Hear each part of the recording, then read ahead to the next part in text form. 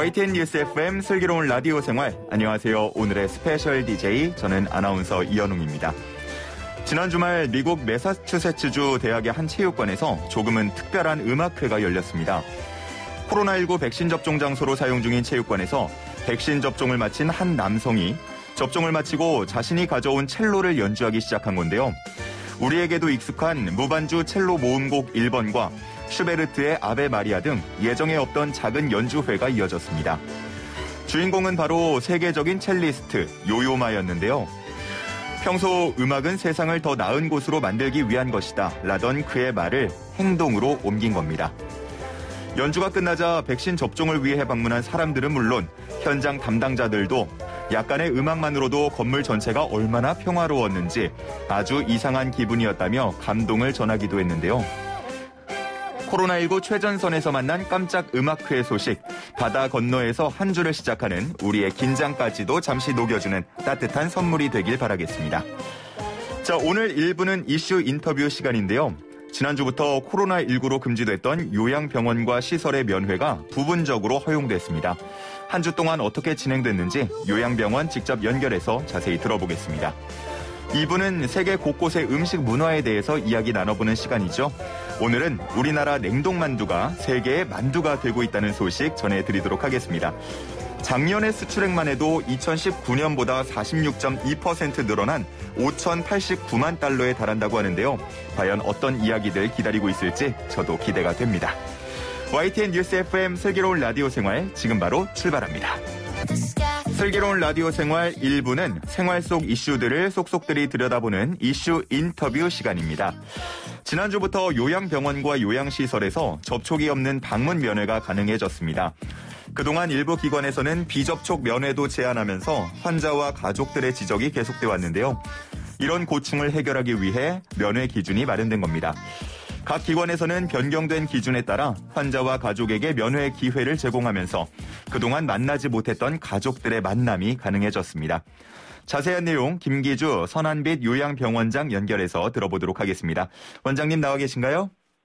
안녕하십니까. 선한빛 요양병원 김기주입니다. 네, 지금 앞서서 말씀드린 것만 해도 굉장히 반가운 소식이 아닐 수가 없는데, 자, 지난주부터 요양시설의 면회가 전면 가능해졌다고요. 어떻게 진행되고 있습니까? 2월 구종 연휴 이후 비접촉 면회는 모든 환자분들 대상으로 시행되고 있는 상태입니다. 접촉 면회는 3월 9일부터 시행 중에 있습니다. 접촉 면회 허용 기준은 임종시기, 중증 환자, 환자의 정서적 안정 등을 필요로 하여 주치의가 면회의 필요성을 인정한 경우입니다. 접촉 면회를 위해서는 담당 주치의와 미리 약속이 되어야 하고 보호자분이 24시간 이내에 PCR 검사 음성 결과를 가지고 계시거나 원내에서 신속항원 검사상 음성이 나온 경우 가능하십니다. 내원하여 보호자분 발열 및 호흡기 증상 등 확인하고 면회계 명부 작성을 하셔야 합니다. 접촉 면회 중 보호자분께서는 KF94 또는 N95 마스크, 방수성 긴팔 가운, 일회성 장갑, 고글 또는 안면 보호구, 신발 커버 또는 실내화 등의 보호용구도 착용하셔야 하며 이는 요양병원에서 제공합니다. 보호자분은 1인실 또는 독립된 별도 공간에서 면회를 하실 수 있습니다. 가능하면 접촉은 피하실 것을 말씀드리지만 1년 만에 직접 만나셔서 그러기는 어려우신 걸로 보입니다. 다만 접촉 면회 시 음식 섭취 금지는 지켜주시면 감사합니다. 실제로 여러 가지 방역 수칙을 철저히 지키면서 이제 면회가 이루어지고 있는 것 같은데 어제랑 그제가 이제 주말이었잖아요. 어떻게 주말 맞아서 가족들 만나러 오시는 분들 많으셨나요? 네. 이번 주말에 하루 평균 50에서 60분가량의 보호자분들께서 오셔서 환자분들을 데리고 가셨습니다. 현재 140여 분의 환자분들을 모시고 있으니 꽤 많은 분들이 오셨다고 말씀드릴 수 있을 것 같습니다. 그 앞서서 말씀해 주신 부분에서 그러니까 병실에서 가족들과 만날 수 있는 게 아니고 특별한 공간이 따로 이렇게 마련이 된 건가요? 대부분 비접촉 면회를 하고 계시고 1층에 비접촉 면회 장소가 따로 마련되어 있습니다. 접촉 면회는 현재 극소수 예약 환자들 이루어지나 1인실에서 보호자분께서 보호장구를 하시고 환자분도 마스크를 착용한 상태로 제한된 시간만 수행이 되니 이전처럼 자유로운 면회라고 말씀드리기는 어려운 상태인 것 같습니다. 그렇군요. 근데 그동안 이제 거리두기 단계에 따라서 뭐 비접촉 혹은 비대면 면회만 가능했던 걸로 알고 있는데 이렇게 가족들을 만나기 어려웠던 기간이 어느 정도였는지 그리고 얼마나 좀 보다 자유롭게 가능해진 건지도 궁금합니다. 네. 12월 말부터 2월 중순까지 2달 좀 안 되는 시기 동안 수도권은 사회적 거리두기 2.5단계 유지로 인하여 요양병원에서 비접촉 면회도 금지가 된 시기였습니다. 많은 분들이 비접촉 면회 금지를 아쉬워하고 환자와 보호자분께서 서로를 뵙고 싶어 하셨습니다. 네. 그나마 저희 병원은 구조상 전 병실이 통창 구조여서 병원 밖에서 보호자분들이 야외에서 병실을 보면서 통화하셨던 걸로 알고 있지만 모든 요양병원에서 가능하셨던 건 아닌 걸로 알고 있습니다. 그 이번에 가족들을 만난 분들이 한 5, 60명 정도 된다고 하셨는데 어떻게 반응이 좀 어떠십니까?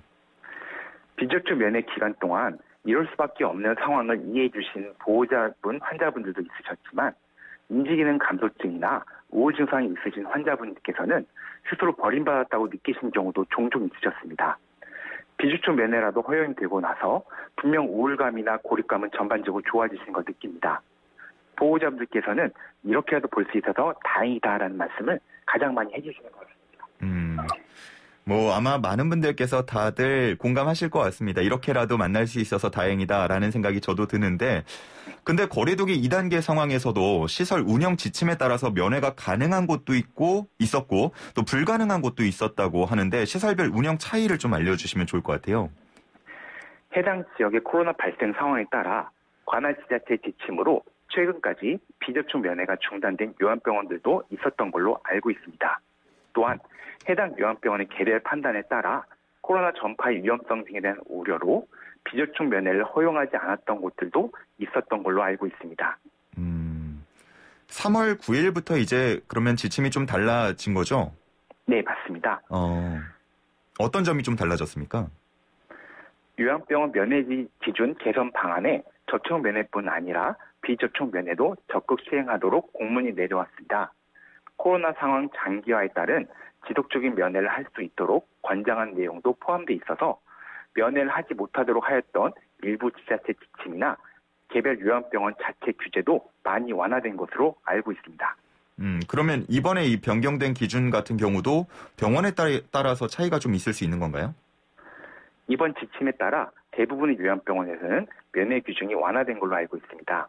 아직 일부 요양병원에서는 면회 허용이 하지 않는 곳도 알고 있습니다만 그곳들도 면회 허용을 위한 준비 중으로 조만간 시작한 것으로 알고 있습니다. 예, 그 앞서서 잠시 언급을 해주시기도 했는데 이 달라진 면회 규정에 따라서 감염 위험을 막기 위해서 또 여러 가지 준비를 하신 것 같아요. 다시 한번 좀 어떤 부분을 준비하고 계신지 말씀을 해주시면 좋을 것 같습니다. 비대면 면회의 경우 저희는 기존과 다를 게 없어서 현행 유지를 하면 됩니다. 예. 대면 면회의 경우 이를 위한 1인실을 확보하고 보호자 원내 이동 동선에서 환자 및 보호자와 접촉 최소화를 위한 방안, 접촉 면회 스케줄 관리, 보호 장구 구비 및 착용 도움, 신속 항원 검사 시행 주체 정리 등의 방안이 마련되어 있습니다. 더욱 안전한 방법이 무엇인가에 대한 고민과 회의는 계속하고 있기도 합니다. 그렇군요. 그 상황에 따라서는 접촉 면회도 가능하잖아요. 접촉 면회도 실제로 좀 진행을 하셨습니까? 네. 접촉 면회를 하신 보호자분들도 있으십니다. 오랜만에 접촉 면회로 직접 환자분을 보시고 기뻐하시고 보호 장비로 인하여 환자분이 보호자를 못 알아보시는 건 아닌지 걱정하시는 모습을 뵈면서 안타까우면서도 행복해 하시는 모습에 저도 기분이 좋아졌던 것 같습니다. 그러시군요. 그 위급한 상황에서 신속 항원 검사를 받으면 이제 접촉 면회도 가능하다고 알고 있는데 신속 항원 검사를 받으면 어떻게 뭐 결과가 즉시 나오는 건가요? 네, 맞습니다. 단 검사 후 결과를 보는데 30분가량의 시간이 걸립니다. 환자분이 갑작스레 상태가 나빠지셔서 급하게 보셔야 하거나 보호자분이 PCR 검사를 하실 수 없는 어쩔 수 없는 상황에서는 신속 항원 검사를 시행해야 보입니다. 그렇군요. 제가 근데 이건 정말 일부의 의견인데 야간 당직이가 한의사일 경우에는 좀 대처가 어렵지 않냐 이런 우려도 좀 나오고 있는 경우도 있습니다. 이 부분은 좀 어떻게 보세요? 네, 코로나 상황과 별개로 가능하다면 야간 당직 선생님이 한의사 선생님인 것보다는 의사 선생님이신 게 환자의 갑작스러운 상태 악화 등에 대한 대처에 있어서 더 낫다고 생각됩니다. 실제 임종이 임박하거나 중증의 상태 악화가 야간에 발생할 경우 당진 선생님께서는 상태가 악화된 환자분 곁을 지키고 있으셔야 하셔서 보호자분이 접촉 면회를 위해 오시게 될 경우 신속 항원 검사는 간호사님이 하셔야 할 것으로 보입니다. 그렇군요. 치료에는 뭐 여러 가지 방법이 있겠지만 심리적인 안정감도 좀 중요한 역할을 하잖아요. 네, 맞습니다. 주변의 정서적 지지, 예를 들자면 내가 보호받고 있고 보호자가 날 신경 써주고 있다는 걸 환자가 인지하는 게 특히 고령의 환자분들에게 중요한 요소로 판단하고 있습니다. 네. 이를 위해서는 자주는 아닐지라도 이따금씩 보호자분들에게 연락이 오거나 월 1, 2회 찾아오신다면 환자분들의 상당한 정서적 안정에 도움이 됩니다. 그래서 저희는 현재 면회 정책이 장기적으로 유지되기를 바라고 있습니다. 근데 이게 또 사회적 거리두기 단계에 따라서 또 변경이 될 수도 있는 부분이 있을 텐데 말씀해 주신 것처럼 현재의 상황을 좀 유지할 수 있도록 더 필요한 방안 같은 걸 생각하신 게 있을까요? 코로나 환자 수가 늘어나고 이에 따라 사회적 거리두기 단계가 2.5단계 이상으로 올라가게 되면 현행 접촉 면회뿐만 아니라 비접촉 면회도 금지가 됩니다. 환자분의 정서적 안정을 위해서 면회도 중요하지만 원내 코로나 전파의 억제도 중요한 문제이기 때문에 이에 대한 필요성에는 공감합니다. 이를 극복할 수 있는 방안은 최대한 많은 환자분과 요양병원 종사자들이 코로나 백신을 맞아서 요양병원 내 집단 면역을 형성하는 것이라고 보여집니다.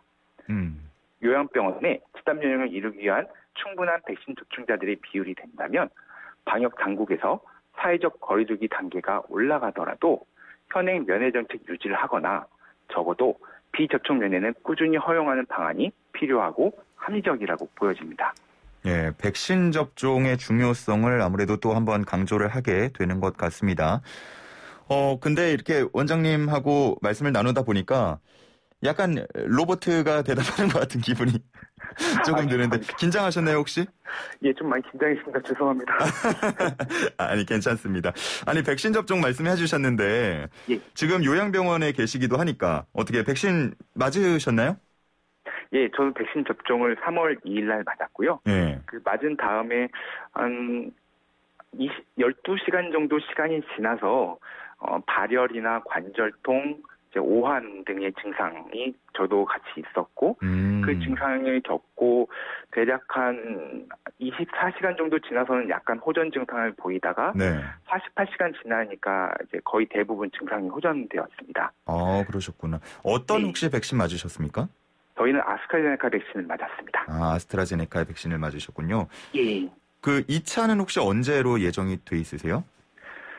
아직 날짜가 정확히 잡힌 건 아니지만 아마 지침이 나중에 방역당국에 나오게 된다면 8에서 12주 정도 후에 2차 접종을 시행할 예정을 알고 있습니다. 그러면 지금 원장님뿐만 아니고 병원에 계신 분들 대부분은 백신 접종을 하신 상태인 거죠? 네, 맞습니다. 한 65세 이제 미만의 종사자나 환자분들은 이제 비적응증이 해당하시는 분들을 제외하고는 대부분 맞으셨고요. 65세 이상 같은 경우에는 아직 방역당국의 지침상 이제 날짜 확정이 되진 않았습니다.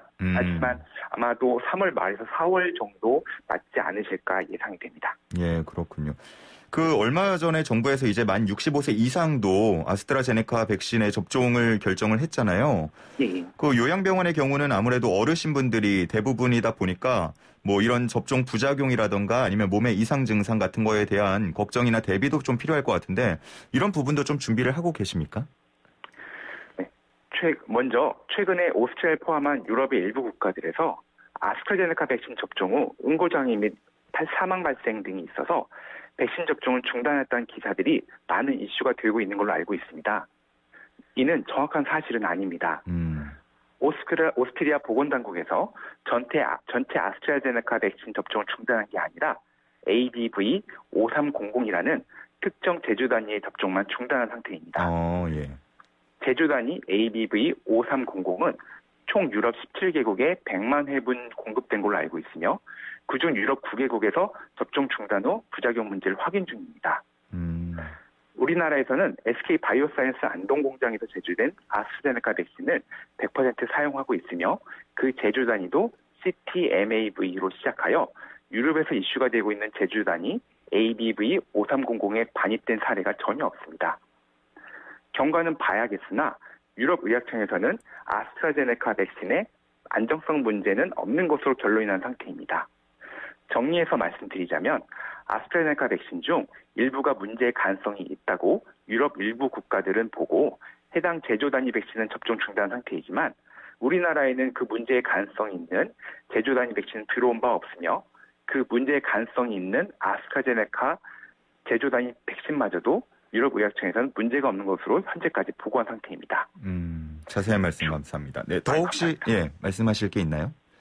주 남아공 변이의 증가 양상, 대규모 임상 결과상의 안정성 및 부작용 등을 봐야겠으나 3월 후반에서 4월 초 사이에 국내에 반입할 수 있는 파이자 백신과 아스트라제네카 백신 중 65세 이상 유한병 환자를 대상으로 한 코로나 백신 하나를 저에게 고르라고 하신다면 저는 아스트라제네카 백신을 더 선호할 걸로 보입니다.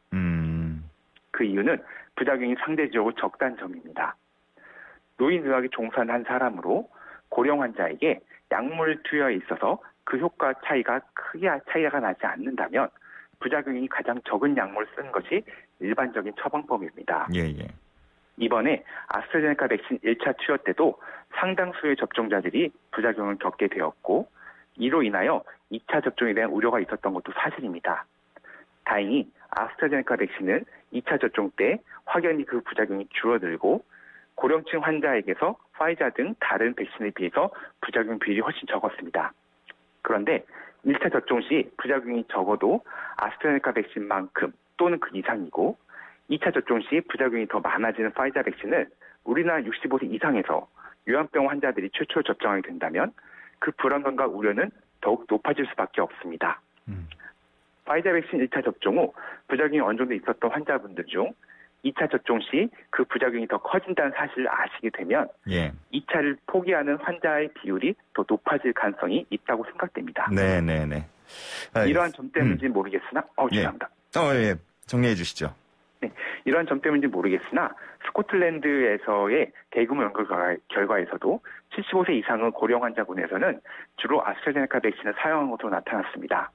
참고로 현재까지 개발되었거나 곧 상용화 예정인 2회 접종 코로나 백신인 아스트라제네카, 파이자, 모더나, 노바백스 백신 중 2차 접종 시 부작용이 줄어든 백신은 아스트라제네카 백신뿐인 것으로 연구 결과상 나옵니다. 1차 접종 시 부작용 비율도 얀센 백신을 포함하여 아스트라제네카 백신보다 더 적은 백신은 없었습니다. 고령층에서 부작용에 대한 우려를 하신다면 아스트라제네카 백신은 가장 나은 백신일 수 있다고 보여집니다. 알겠습니다. 오늘 말씀은 여기까지 듣겠습니다. 감사합니다. 네, 감사합니다. 네, 지금까지 김기주 서남빛 요양병원장과 함께했습니다. 슬기로운 생활을 위한 생활백서, 오늘은 경기도 소식 준비했는데요. 건물 유리창이나 투명 방음벽처럼 도심 속 투명 인공 구조물에 부딪혀 폐사하는 조류가 연간 약 788만 마리나 된다고 합니다. 경기도에서 이런 투명 구조물과 조류의 충돌을 막기 위한 방안을 마련했다고 하는데요. 자세한 내용 경기도 도시주택정책개발팀의 김환진 팀장 전화 연결해서 들어보겠습니다. 어서 오십시오. 안녕하세요. 경기도 도시주택정책개발팀장 김환재입니다. 경기도의 조류 충돌 예방 정책 어떻게 만들어진 건가요? 저 2018년 국립생태원의 연구에 따르면은 도심 속 투명 방음벽이나 건축물 외장 유리 등의 투명 인공구조물에 의한 조류 충돌로 연간 약 788만 마리의 야생 조류가 폐사된다고 추정하고 있습니다.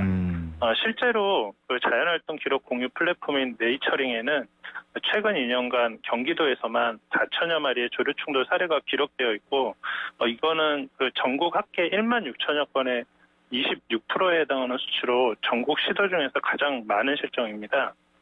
경기도에서는 그 생태계 조절자의 역할을 하는 야생 조류의 죽음이 그 도민의 생명 및 안전과도 연결된다는 인식하에 작년 11월부터 4개 실국 10개 팀이 참여하는 TF를 구성하고 투명 인공구조물에 의한 야생조류 충돌 폐사를 최소화하기 위해서 지난 2월에 말씀하신 그 경기 충돌 예방 정책을 수립 발표한 바 있습니다. 아니 막 길을 가거나 뭐 어디 가게를 들어갈 때 가끔 굉장히 깨끗하게 닦아놓은 그 유리 문에 머리를 부딪혀본 기억이 있는 분들 많으실 것 같은데, 아니 실제로 이렇게 조류가 굉장히 많이 폐사를 하고 있다고 하니까 좀 놀랍습니다. 경기 조류 충돌 예방 정책 어떤 내용을 좀 담고 있습니까? 우선 도민이 참여하는 조류 충돌 사례 조사 및 모니터링단 운영을 토대로 도로 투명 방음벽과 공공 건축물에 대한 조류 충돌 방지 시설 시범 사업을 추진할 계획이고요. 또 그 정책의 안정적이고 효율적인 추진을 위해서 관련 조례 제정 및 기준 정비, 그다음에 환경 영향 평가 운영 개선 등 지속 가능한 조류 충돌 저감 조치 제도화를 관계기관과 함께 추진해 나갈 계획입니다. 방금 도민이 참여하는 그 사례 조사와 모니터링단 운영을 하신다고 하셨는데, 이거는 어떻게 좀 진행이 되는 겁니까? 이 정책의 특성상 그 도민이 직접 참여로 정책에 대한 공감대 확산과 또 그 조류 폐사의 심각성에 대한 인식 개선을 위해서 조류 충돌 사례에 대한 도민 제보를 받고 있습니다. 도내 투명 방음벽 등 투명 인공 구조물에 그 야생 조류가 충돌해 폐사하거나 또는 부상, 폐사 흔적을 발견한 경우에는 직접 그 사진을 찍으셔서 다음 달 22일까지 그 경기도의 소리 홈페이지에 등록하시면 참여하실 수 있습니다. 저희가 제보된 사례를 확인해서 빈번한 지역은 자원봉사자로 구성된 새로 고침 모니터링 등 활동과 연계해서 추가 모니터링을 진행하고 이러한 결과들은 그 시범사업 대상지 선정 등을 위한 자료로 활용할 계획입니다. 그 조류 충돌을 이제 막기 위한 시설을 마련을 할 텐데 어떤 방식으로 설치가 됩니까? 그 조류 충돌 방지 시설의 저감 원리는 2019년 환경부 가이드라인에서 제시하고 있는 5곱하기10 규칙, 즉 그 대규모의 조류가 패턴의 높이 5cm, 폭이 10cm 미만일 경우에는 그 장애물로 인식해서 그 사이를 통과하지 않는 습성을 활용하게 됩니다. 투명창에 필름이나 테이프 등으로 그 저감 원리를 적용한 일정 패턴의 무늬를 넣어서 조류가 투명 인공구조물로 인식해서 충돌이 발생치 않도록 하는 방식입니다. 근데 이런 투명 인공구조물 같은 경우는 뭐 미관상의 이유로 만들어진 경우도 많을 텐데, 이렇게 패턴을 넣게 되면은 뭐 그런 부분에 해치거나 이런 우려는 없나요? 그 최근에 그 시공되고 있는 제품은 그 원거리에서는 인지가 안 되고 가까이에서 볼 경우에 이렇게 인식이 돼서 뭐 기존의 그 투명 인공구조물이 그 저희에게 제공하는 그 개방감이라든지 미관상의 문제들 그 같이 만족하면서 동시에 그 조류 충돌 방지 기능을 할 수 있고 있습니다. 그렇군요.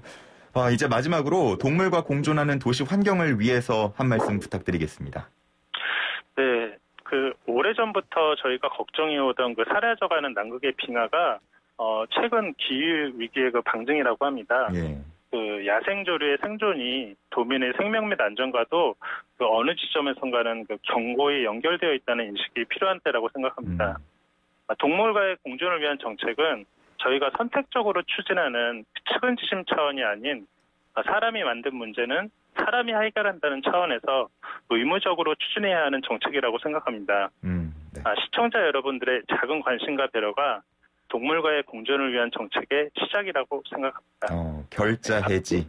그런 말씀으로 정리를 좀 할 수 있겠네요. 네, 감사합니다. 오늘 말씀 여기까지 듣겠습니다. 네, 감사합니다. 지금까지 경기도 도시주택정책개발팀의 김환진 팀장이었습니다. 자, 슬기로운 라디오 생활 청취자분들에게 선물을 드리기 위한 시간입니다. 월요일의 퀴즈쇼 먼데이 퀴즈. 자, 오늘의 퀴즈 굉장히 간단합니다. 우리 시간으로 오늘 오전에 진행된 미국의 음악 시상식인데요. 미국의 3대 시상식 중 하나로 불리기도 하고, 특히 올해는 우리나라 가수로는 최초로 그룹 방탄소년단이 단독 무대를 진행하기도 했죠. 이 시상식의 이름은 무엇일까요? 1번 그래미, 2번 조수미, 3번 아카데미. 쉽다. 자, 정답 아시는 분들께서는 단문 50원, 장문 100원에 샵 0945로 정답 보내주시기 바랍니다. 어떤 선물이냐고요? 정직한 건강식품 전문점 백세라이프에서 활력소 침향 청심단 3천 선물 세트와 로얄 아르간 커넬 오일 선물 세트, 영화 드라마 예능 다큐멘터리 애니메이션을 무제한 감상할 수 있는 왓챠에서 프리미엄 1개월 이용권, 요리하는 천하장사 박광덕의 감칠맛 나는 국물 해물 디포리 다시팩 준비되어 있습니다. 퀴즈 다시 한번 드릴게요. 오늘 그룹 방탄소년단이 단독 무대를 진행한 이 시상식의 이름은 무엇일까요? 1번 그래미, 2번 조수미, 3번 아카데미. 자, 다들 아시겠죠? 저희는 날씨와 교통 듣고 잠시 후 11시 정각에 2부로 돌아오겠습니다.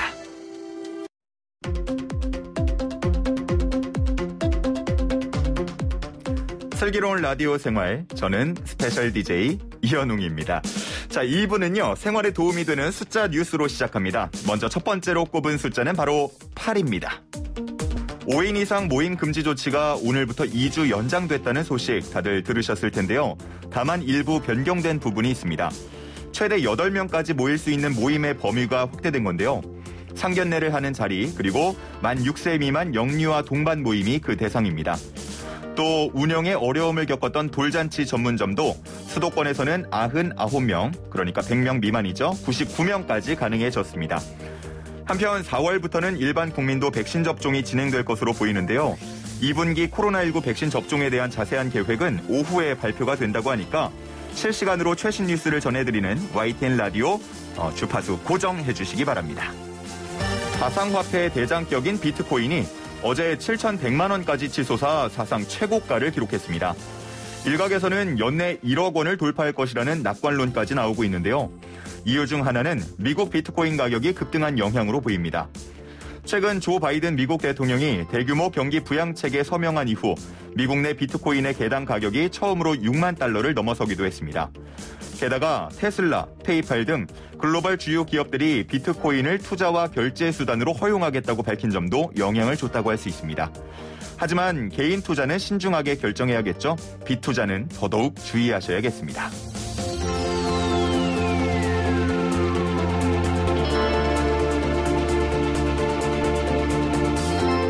마지막 숫자는 3입니다. 방탄소년단이 그래미 어워즈 베스트 팝 듀오 그룹 퍼포먼스 수상에 아쉽게 불발됐습니다. 이 상은 레이디 가가와 아리아나 그란데가 부른 레인 온 미가 수상했는데요. 수상 불발은 아쉽지만 K-팝 가수 최초로 그래미 어워드에 노미네이트 되었다는 것 자체가 큰 의미가 있었습니다. 방탄소년단은 2021 키즈 초이스 어워드에서 페이보릿 뮤직 그룹, 페이보릿 송, 페이보릿 글로벌 뮤직 스타 3관왕에 오르며 그래미의 아쉬움을 달랬습니다. 비록 그래미는 불발됐지만 아카데미 후보작이 오늘 밤 발표된다고 하니까 또 기다려보시죠. 또 미나리의 좋은 소식 들려올지도 모르겠습니다. 지금까지 생활에 도움이 되는 숫자 뉴스였습니다. 슬기로운 라디오 생활 2부. 자, 오늘은요, 세계 곳곳의 음식 문화에 대해서 함께 얘기 나눠보는 시간 갖도록 하겠습니다. 코로나19의 영향에도 작년 우리나라의 냉동만두 수출이 전년 대비 50% 가까이 뛰었다고 합니다. 한국무역협회에 따르면 우리나라의 전 세계 냉동만두 수출은 2016년부터 매년 23%씩 증가할 정도라는데요. 미국에서는 우리나라에서 수출된 냉동만두를 덤플링이 아닌 우리의 표현 그대로 만두라는 이름으로 불린다고 합니다. 아시아를 넘어서 세계 속에서 먹히는 만두 이야기 나눠볼까 하는데요. 자, 오늘 이분 모시게 되네요. 르꼬숑의 정상원 셰프 나오셨습니다. 안녕하세요. 안녕하세요. 예. 슬기로운 라디오 생활의 첫 번째 방송을 저랑 함께 하셨었잖아요. 네네. 그렇죠. 이렇게 또 고정으로 자리를 잡고 계신 모습을 보니까 뿌듯합니다. 저도 반갑습니다. 자, 오늘은 만두 얘기예요. 근데 제가 예전에 이제 전직 승무원 생활을 할 때도 보면 해외를 나갈 때마다 놀랐던 게 우리나라의 만두, 특히나 비비땡으로 대표가 되는 여러 가지 그 만두가 굉장히 유명하더라고요. 그래서 해외 나갈 때마다 놀랐던 기억이 나는데, 최근에 이제 덤플링이 아닌 만두라는 이름으로 해외에서도 많이 불린다고요? 네, 뉴스가 얼마 전에 나왔는데요. 중국산 만두, 냉동 만두를 제치고 한국산 만두가 미국에서 시장 점유율 1위를 했다는 기사가 나왔고요. 이 글로벌 시장에서 한국산 만두 인기가 굉장히 높아지면서 K푸드라는 말도 생기고 또 이것을 K만두라고까지 부를 정도로 인기를 지금 실감하고 있습니다. K만두. 좋네요. 미국 대학생들한테 그 만두 게임을 좀 알려주고 싶어져요, 갑자기. 네. 만두는 우리나라 그리고 또 인근 아시아권에서 많이 먹는 음식이라고 생각했는데, 미국에 많이 수출이 됐다고 하니까 놀랍습니다. 어디에 좀 많이 팔렸나요? 사실 만두에 익숙한 건 아무래도 아시아권 국가일 것 같아요. 네. 그런데 지금 한국에서 수출한 만두에서 가장 많은 퍼센테이지를 차지하는 게 미국으로 발표가 됐습니다. 23% 정도를 미국 사람들이 먹었는데요. 지금 국제무역통상연구원에서 발표를 보면은 미국에서의 만두 판매량이 한 7.9%씩 매년 성장을 하고 있다고 나오고 있고요. 예. 그 미국뿐만 아니라 뭐 아무래도 아시아권에서도 많이 먹고는 있습니다. 홍콩에서의 한국 만두 수출도 굉장히 많이 늘어났고요. 일본 같은 경우도 지금 46%나 전년 대비 증가를 했다고 합니다. 오, 참 만두 때문에 이렇게 가슴이 뜨거워질 줄은 몰랐는데 네. 굉장히 들을 때마다 좀 뿌듯하네요. 그 외국에서는 근데 만두가 뭐 건강식, 웰빙 음식처럼 다뤄진다라는 얘기도 있습니다. 이게 맞나요?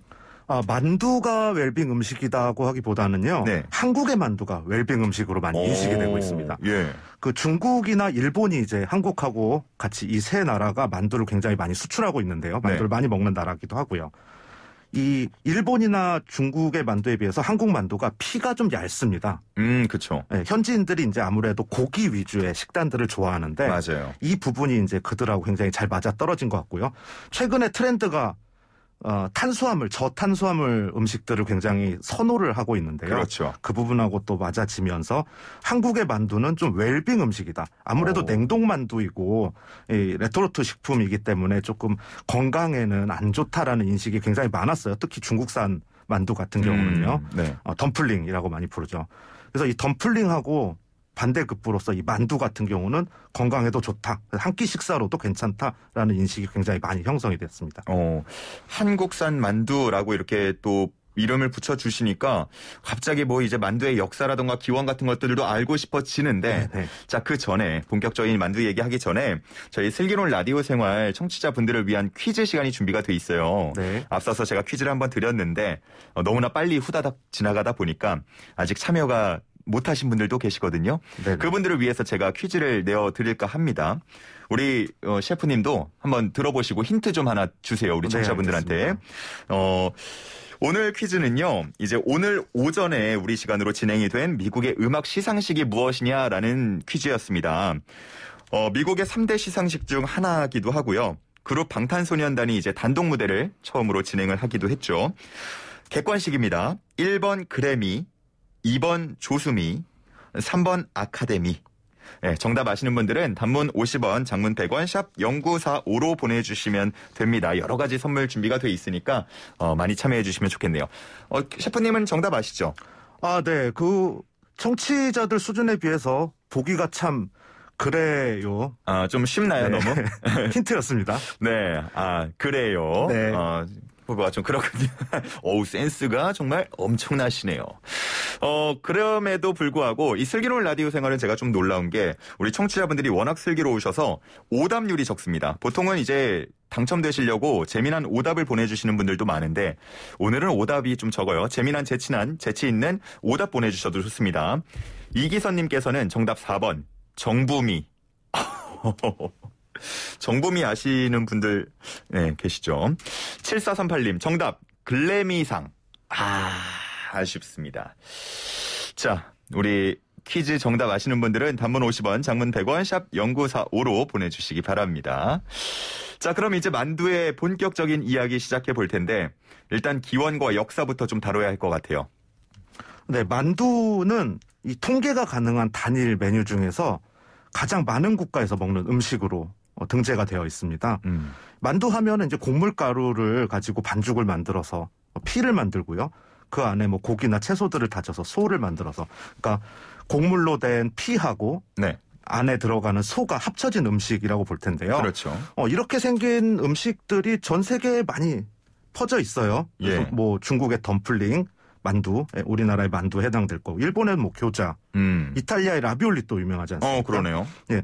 그리고 뭐 중남미 쪽에 엠파나다 같은 음식들도 있고요. 러시아의 펠메니, 그리고 폴란드의 뭐 피오르기라고 하는, 폴란드 사람들 굉장히 만두를 많이 먹거든요. 그래요? 예, 전 세계적으로 이 만두의 형태를 가진 음식들이 많이 펼쳐져 있습니다. 우리 아마 많은 사람들이 이제 중국이 만두의 종주국이다 이렇게 알고 계실 텐데요. 네. 실제로 중국에서는 이제 만두가 중국의 대표적인 음식으로 많이 선전을 하는데 그들이 이제 얘기하는 것 중에는 나관중에 그 삼국지를 소설로 쓴 삼국지연의에서 제갈량이 남만을 정벌한 다음에 그 강을 넘어오면서 파도가 높아서 사람 머리를 제물로 바쳐라라고 했는데 만두를 사람 모양으로 빚어서 그 물살을 달랬다라는 그런 이야기. 거기에서부터 이제 남만, 만자를 써서 만두, 사람 머리. 이런 이야기도 있고요. 또 만두는 이제 동그랗게 생겼고 우리 교자라고 하는 거는 반달 모양으로 그쵸. 생긴 만두들을 이야기하는데 이거는 사람 귀 모양으로 생겨서 예. 이 한나라 말에 장준경이라는 의사가 동상으로 귀가 떨어지는 사람들을 이제 구하기 위해서 만두국을 만들었다라는 이야기도 나옵니다. 중국의 이야기는 이렇고요. 사실은 밀가루가 시작되면서부터 밀가루에다가 음식을 싸서 먹는 문화가 발달했을 것 같아요. 그래서 메소포타미아에 보면은 그 수메르 요리책이 있습니다. 이 돌판에다 새긴 건데요. 이야. 거기에 이 만두 모양의 음식이 나오게 됩니다. 그 설명들이 나오는데 이 기원전 4000년이에요. 아, 그래요? 그러니까 뭐 삼국지의 이야기보다 훨씬 더 앞으로 넘어가겠죠. 그러네요. 예, 그래서 이 메소포타미아 쪽의 이야기에 굉장히 방점을 두는 것 중에 하나가 언어적으로 이 만두가 이 실크로드를 따라서 메소포타미아에서 양쪽으로 동서로 퍼져가는 일들이 발생을 합니다. 그래서 터키에서는 만트, 우즈벡에서는 만띠, 아프가니스탄에서는 만토, 카자흐스탄 만띠, 위구르에서는 만타, 중국에서는 만두, 만토 이렇게 이름들이 비슷하게 나오는 걸 보면 같은 음식에 대해서 이름도 많다. 예, 아마도 그 실크로드 지금 말씀드린 나라들이 그 실크로드를 따라서 퍼져 있는 나라들이잖아요. 네. 아마 그런 역사적인 것들이 큰 줄기를 차지하지 않을까 생각이 됩니다. 아니, 사실 저 같은 경우는 뭐 음식 말씀해 주신 것처럼 기원을 딱 정확히 짚기도 어렵고. 네, 음식들이 항상 그렇습니다. 네, 다양성도 좀 인정을 해주고 싶은데 네네. 워낙 뭐 내 거다 하는 곳들이 있다 보니까 괜히 좀 따지고 싶어져서 한번 여쭤봤는데 네. 역시나 기원과 역사가 굉장히 뭐 다양하게 해석이 또 되고 있네요. 이제 그 우리나라에서도 많이 먹고 뭐 중국이나 일본 각각 이름으로 여러 가지 만두 형태의 음식을 많이 먹고 있는데 네. 그 생김새나 만드는 방법들도 좀 다르잖아요. 네네. 아시아의 3국의 만두 좀 비교해 주시죠. 중국이 아까 만두 이제 굉장히 자신들의 음식으로 자부심을 가지고 있는데 크게 만두, 포자, 교자로 이렇게 나뉘어집니다. 중국의 만두가. 만두, 포자, 교자. 네. 만두는 우리가 생각하는 것처럼 소가 막 들어있는 게 아니라 고기소 같은 게 들어있는 게 아니라 그럼요. 그 찐빵 우리로 생각하면 찐빵? 네, 찐빵을 생각하시면 예. 발효를 시키죠. 이 피를 발효시키는 게 만두에 해당하고요. 네. 포자도 또 마찬가지입니다. 포자도 동그랗게 생겼는데 여기에는 이제 고기나 채소를 가진 소가 들어가죠. 그리고 우리가 생각하는 얇은 피를 가진 네. 그 발효시키지 않은 이스트를 넣어서 발효시키지 않은 만두를 교자라고 부릅니다. 얘네들은 이제 만토, 피오츠, 차오치에 이렇게 중국에서는 부르고요. 일본 같은 경우는 이 중에 교자가 굉장히 유명합니다. 일본 사람들은 이제 이 중에서 피가 얇고 또 소를 굉장히 잘게 다져서 일본 사람들 그런 걸 굉장히 부드러운 음식들을 좋아하기 때문에 그런 쪽으로 많이 발달을 했고요. 우리나라 같은 경우도 이제 교자 또 이런 것들도 많이 발달했는데 교자랑 만두는 말씀드린 것처럼 좀 다른데요. 그래서 한국에도 이제 명동에 노포 추천로에서 만두라는 이름으로 이제 파니까 네. 중국 사람들은 이게 만두가 아니고 교자다라고 얘기하면서 이제 이름이 교자 만두로 이렇게 정정이 된 적도 있고요. 그래서 삼국의 만두가 조금씩 이름도 다르고 모양도 다르고 조리법도 좀 다릅니다. 갑자기 생각이 나는데 예전에 중국에 한번 갔을 때 만두를 시키려고 했는데 네. 분명히 만두인 줄 알고 시켰거든요. 근데 속이 아무것도 안 들어있는 그냥 빵이 나오는 거예요. 네, 찐빵, 우리 꽃빵처럼 생긴 네. 그게 만두에 해당하죠. 그래서 굉장히 화가 났던 적이 있는데 그게 그냥 맞는 거네요. 네네, 우리는 그걸 이제 만두라고 부르고요. 중국 사람들은 포자, 교자라고 부르고요. 그렇군요. 그 만두를 먹는 방식에도 차이가 좀 있습니까? 예, 만두를 먹는 것들도 좀 차이가 날 텐데요. 우리 같은 경우는 만두가 예전에는 굉장히 고급 요리였어요. 이 우리나라의 문화에서 기록적으로 많이 오래전에 만두에 대한 기록이 1270년대에 쌍화점이라고 하는 고려 향학곡 아마 아실 텐데요. 예. 이 쌍화라고 하는 것이 서리 상자에다가 꽃 화자를 써서 밀가루를 이야기하고요. 이 쌍화점은 만두 가게를 얘기합니다. 이 만두에서 밀가루에 집중을 했던 게 우리나라에서는 밀가루가 많이 나지를 않아요. 쌀을 중심으로 쌀이 오히려 싸죠. 그렇죠. 그래서 밀가루로 만든 음식들이 굉장히 고급 음식이었어요. 그래서 만두가 임금님이나 먹는 고급 음식이었고 만두를 이제 서민들이 훔쳐먹거나 하면 사형에 처했다는 고려 실록의 내용도 나오고요. 예. 또 조선시대에는 뇌물로 만두를 고기하고 밀가루가 들어있으니까 뇌물로 많이 제공을 했다라는 이야기도 나옵니다. 이야. 그러면서 1960년대 이제 우리가 간식으로 많이 먹게 돼요. 분식 장려운동이 일어나면서 밀가루가 이제 미국에서 많이 들어오고요. 그때부터 우리는 간식으로서 이 만두를 좀 접하게 되지 않았나 생각이 됩니다. 이야, 만두가 고급 음식이었군요. 네네. 이 만두 얘기를 하다 보니까 또 청취자분들께서 관심을 많이 가져주시고 또 궁금하신 부분도 문자로 보내주고 계십니다. 3352님께서는 중국 여행할 때 물만두에 빨대 꽂아 먹길래 신기해하면서 먹었어요 하는데 저 이게 뭐예요? 아마 그 소룡포 같은 만두들이요. 안에 있는 육즙을 굉장히 중요하게 생각하는 경향들이 있어요. 오, 예. 예, 그런 만두류 쪽에서는 육즙 중심으로 만드는 만두 쪽에서는 그 안에 있는 그 국물들을 밖에 국물이 있는 게 아니라 안에 있는 국물들을 먹는 것을 중심으로 생각하는 경우도 있습니다. 야, 그래서 빨대를 꽂아 먹어요? 네네. 오, 신기하네요. 4577님께서는 셰프님이 가장 좋아하는 만두 조리법이 궁금합니다. 튀김 만두, 물만두, 찐만두, 만두국 중에 그리고 육즙 팝니까? 담백 팝니까? 이렇게 물어보십니다. 저 같은 경우는 만두를 국물에 넣은 것을 좋아해요. 국물에? 만두국, 예, 만두국 굉장히 좋은 것 같습니다. 뭐 특별한 조리법이 있나요? 만두국에는 그 만두국이 우리 설날 때 많이 먹는 음식이잖아요. 네. 저 같은 경우는 만두하고 떡을 같이 넣는 것을 좋아해요. 네. 저 서울 사람이라 그런지 모르겠는데 아무래도 북쪽 지역에서는 밀가루가 많이 나니까 만두국을 먹고요. 네. 설날에 남쪽에서는 떡국을 많이 먹습니다. 예. 그래서 서울이나 경기 지역에서는 이 두 가지가 합쳐진 떡만두국을 먹는데요. 저 같은 경우는 이제 떡만두국이 굉장히 밀가루하고 쌀 두 가지를 다 먹을 수 있어서 네. 영양적으로도 좋은 것 같고 맛도 좀 괜찮지 않을까 생각이 됩니다. 아니 셰프님이니까 제가 네. 특별한 맛을 내는 비법이라던가 이런 걸 좀 여쭤봤는데 떡만두국은 원래도 많이 먹잖아요. 네네. 알겠습니다. 그게 특별한 비법이군요. 네, 저는 네, 떡하고 만두를 같이 먹는 게 참 맛있어요. 알겠습니다. 자, 우리나라에도 지역별로 만두의 모양이나 만드는 방법 등의 차이가 있다고 알고 있는데 네네. 좀 어떻게 특징이 있을까요? 조금 전에 말씀드린 것처럼 북쪽에서 만두를 많이 먹습니다. 북한 네. 음식하면 만두 많이 생각나는데요. 이 황해도 쪽에 개성 지역이죠. 이쪽에는 이제 편수만두, 개성만두라 그래서 네모나게 만두를 빚어요. 양쪽 모퉁이를 접어가지고 위에서 봤을 때 네모나게 모양이 나오는 이런 만두가 있고요. 또 함경도에서는 막가리 만두라고 해서 예. 이 생감자를 갈아가지고 가라앉힌 앙금으로 만두피를 만듭니다. 아무래도 이제 강원도 위쪽 지역이다 보니까 감자가 유명하죠. 그래서 감자로 피를 만들고요. 평안도에서는 또 굴림만두라고 해서 완자 모양으로 해서 거기에 달걀물을 입히고 밀가루를 살짝 묻혀가지고 만두를 만들기도 합니다. 충청도에서는 또 오색만두라고 하는 게 있는데요.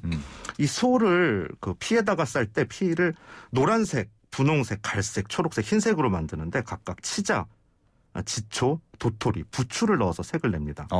이 보면은 우리나라 같은 경우는 만두의 소보다는 피에 집중한다는 걸 좀 알 수가 있는데요. 지역별로 자기네들이 많이 나오는 재료들을 이용을 해서 이 소 말고 피를 조금씩 변형을 시켜서 만드는 경향이 있습니다. 아무래도 밀가루가 우리 음식이 아니다 보니까 예. 다양한 피를 사용해야 되는 게 아닐까 생각이 돼요. 그러네요. 다시 좀 약간 해외로 나가봐서요. 네네. 미국이나 아니면 아시아 다른 나라에서도 우리나라 만두가 이제 관심을 많이 받고 있다는 말씀을 전해드렸는데 네네. 최근에 이렇게 좀 주목을 많이 받게 되고 수출량이 계속 늘고 수출액이 늘어나는 이유는 뭘까요? 이 K-팝 지금 아까 질문에서도 퀴즈에서도 나왔었는데 네. 방탄소년단을 위시해서 싸이도 굉장히 유행을 했었고요. 그쵸. 강남 스타일 이런 K-팝 열풍을 한번 보게 되면은 그 콘텐츠의 내용도 있지만은 그 콘텐츠를 만들기 위한 완성도, 노력 같은 것들이 한국인들이 굉장히 강하다고 생각이 됩니다. 맞아요. 이 한국 음식들이 다른 문화에 비해서 조금 더딘 경향이 있는데요. 아무래도 우리는 이제 밥을 중심으로 해서 반찬을 전개해 놓고 한상 차림을 먹다 보니까 문화적으로 좀 달라요. 근데 만두 같은 경우가 이렇게 성공을 하는 걸 보면은 그 콘텐츠의 내용보다도 그걸 얼마나 잘 만들려고 노력을 하느냐. 이런 부분들 우리 K-팝 같은 경우 보면은 군무 이런 것들이 칼군무라고 하잖아요. 네. 이런 게 사람들을 열광시키는 것처럼 한국의 음식들도 그 퀄리티에서 강점을 가지고 들어가고 있지 않을까 생각이 됩니다. 갑자기 생각이 드는데 예전에 저희 이제 상품으로 드렸었던 모 만두 회사에서 네. 그 상품을 받았던 청취자분들께서 후기를 막 전달해 주시는데 그 안에 들어가는 소나 혹은 피가 다른 종류가 한 20가지가 넘더라고요. 아, 예. 그래서 굉장히 다양하게 만드는구나. 근데 다 먹어보면 다 맛있다고 하더라고요. 그래서 와, 진짜 만두라는 한 가지 음식으로 이렇게 다양한 맛을 낼 수 있고 디테일을 살릴 수 있구나. 좀 놀랐던 기억이 납니다. 네. 그 앞서서 아시아권 말고도 뭐 만두와 비슷한 그런 네네. 음식들이 많다고 하셨잖아요. 네. 뭐 이탈리아의 라비올리 뭐 네, 이런 거 라비올리는 말씀해 많이들 주셨나요? 아실 것 같고요. 네. 제가 프랑스 알자스라고 하는 지역이 있어요. 알자스. 프랑스 알자스, 독일하고 국경을 마주하고 있는 곳인데요. 네. 이쪽에 가면은 프락시나카라고 하는 음식이 있습니다. 고기 달팽이라는 뜻의 알자스인데요. 네. 만두하고도 유사한 맛을 가지고 있어요. 밀가루 반죽을 만들어서 김 크기로, 예. 우리 김밥 싸는 김 크기로 넓게 네모나게 펼칩니다. 그리고 예. 그 위에다가 고기하고 야채 다진 소를 예. 얇게 또 펼쳐요. 그리고 이거를 김밥 말듯이 말아요. 아. 네, 그리고 김밥 써는 것처럼 썹니다. 예. 김밥 한 알의 크기처럼 생긴 만두가 나오는데요. 단면을 보게 되면 그럼 이렇게 동그랗게 말려 있을 거 아니에요. 네. 그 넓은 널판지 모양으로 만들어서 말았으니까요. 네네네. 그래서 이게 달팽이 모양을 가지고 있다 그래서 고기 달팽이라는 뜻의 알자스 프락시나카라는 요 음식이 있고요.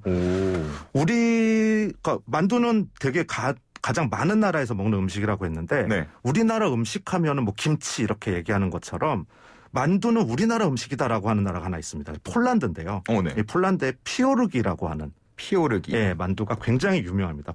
폴란드 사람들은 폴란드 대표 음식 뭐예요?라고 하면 이 피오르기라고 하는 만두라고 대부분 대답을 하고요. 네. 만두집도 굉장히 많습니다.